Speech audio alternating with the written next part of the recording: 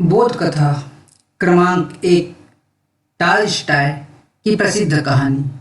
एक बार टालस्टॉय एक दिन सुबह सुबह एक गांव की सड़क से निकला। तभी उसके सामने एक भिखारी ने हाथ फैलाया। टालस्टॉय ने अपनी जेब तलाशी, लेकिन जेब खाली थी। वह सुबह घूमने निकला था और पैसे नहीं थे। उसने भिखारी को कहा, मित्र, क्षमा करो, मेरे पास पैसे नहीं हैं। तुम जरूर दुख मानोगे, लेकिन मैं मजबूरी में पड़ गया हूँ। मेरे पास पैसे नहीं हैं। उसके कंधे पर हाथ रखकर कहा, मित्र, क्षमा करो, मेरे पास पैसे नहीं हैं। उस भिखारी ने कहा, कोई बात नहीं, तुमने मित्र कहा, मुझे बहुत कुछ मिल गया। यू कॉल्ड मी ब्रदर, तुमने मुझे बंधु कहा, और बहुत लोगों ने मुझे अब तक के पैसे दिए थे, लेकिन तुमने जो दिया है वह किसी ने भी नहीं दिया था। मैं बहुत अनुग्रहित हूँ। एक शब्द प्रेम का, मित्र, उस भिखारी के हृदय में क्या निर्मित कर गया, क्या बन गया। टालस्टॉय सोचने लगा। उस भिखारी का चेहरा बदल गया। वह दूसरा आदमी मालूम पड़ गया। यह पहला मौका था कि किसी ने उससे कहा था मित्र। भिखारी को कौन मित्र कहता है? इस प्रेम के एक शब्द ने उसके भीतर एक क्रांति कर दी। वह दूसरा आदमी है। उसकी हैसियत बदल गई, उसकी गरिमा बदल गई, उसका व्यक्तित्व बदल गया। वह दूसरी जगह खड़ा हो गया। वह पद चलित एक भिखारी नहीं है, वह भी एक मनुष्य है। उसके भीतर एक नए क्रिएशन शुरू हो गया। प्रेम के एक छोटे शब्द ने उसे उस व्यक्ति के, उसके अस्तित्व का बोध करा दिया। प्रेम का जीवन ही क्रिएटिव जीवन है। प्रेम का जीवन ही सृजनात्मक जीवन है। प्रेम का हाथ जहाँ भी छू देता है वहाँ क्रांति हो जाती है, वहाँ मिट्टी सोना हो जाती है। प्रेम का हाथ जहाँ स्पर्श देता है वहाँ अमृत की वर्षा शुरू हो जाती है। दूसरी कहानी है बड़ी सीख। इस कहानी में एक राजा को कुछ बहुत बड़ा सीखने को मिलता है। एक बार कुंतालपुर का राजा बड़ा ही न्यायप्रिय था। वह अपनी प्रजा के दुख दर्द में बराबर काम आता था। प्रजा भी उसका बहुत आदर करती थी। एक दिन राजा गुप्त वेश में अपने राज्य में घूमने निकला।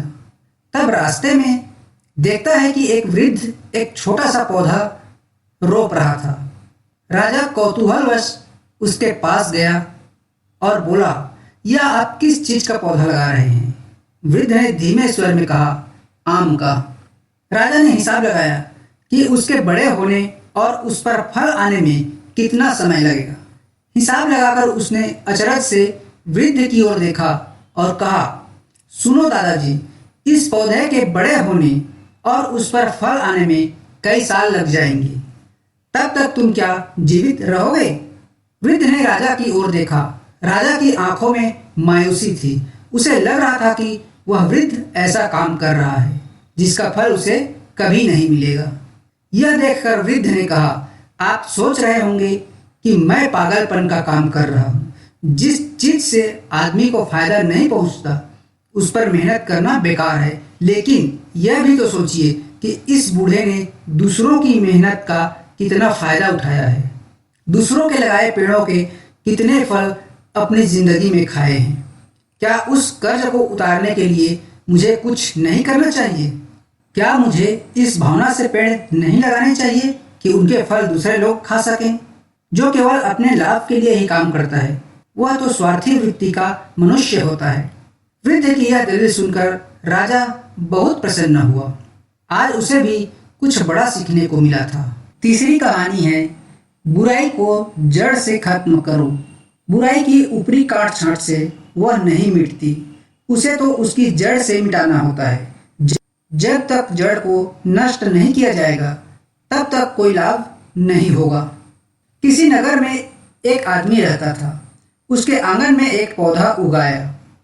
कुछ दिनों बाद वह बड़ा हो गया और उस पर फल लगने लगे। एक बार एक फल पककर नीचे गिर गया। उस फल को एक कुत्ते ने खा लिया। जैसे ही कुत्ते ने फल खाया उसके प्राण निकल गए। आदमी ने सोचा कोई बात होगी जिससे कुत्ता मर गया, पर उसके पेड़ के फल पर ध्यान नहीं दिया।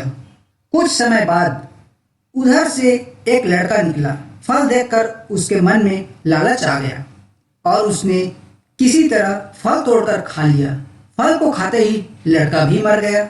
मरे हुए लड़के को देख आदमी की समझ में आ गया कि यह जहरीला पेड़ है।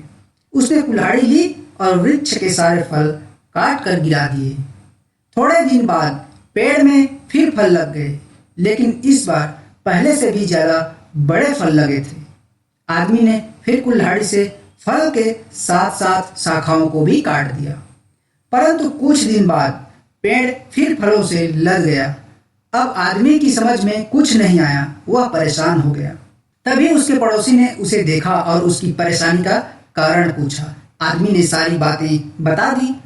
यह सब सुनकर पड़ोसी ने कहा, तुमने पेड़ के फल तोड़े, उसकी शाखाएं काटी, पर तुम्हारी समझ में नहीं आया कि जब तक पेड़ की जड़ रहेगी तब तक पेड़ रहेगा और उसमें फल आते रहेंगे। अगर तुम इससे छुटकारा चाहते हो तो इसकी जड़ काट डालो। तब आदमी की समझ में आया कि बुराई की ऊपरी काट छाट से वह नहीं मिटती, उसे तो उसकी जड़ से मिटाना चाहिए। उसने कुल्हाड़ी लेकर पेड़ की जड़ को काट दिया और हमेशा के लिए चिंता मुक्त हो गया। इसी तरह बुराई की जड़ हमारे मन में होती है। जब तक जड़ को नष्ट नहीं किया जाएगा, मनुष्य को जहरीला बनाने वाले फल आते रहेंगे। सदैव प्रसन्न रहिए, जो प्राप्त है पर्याप्त है। शुभ रात्रि।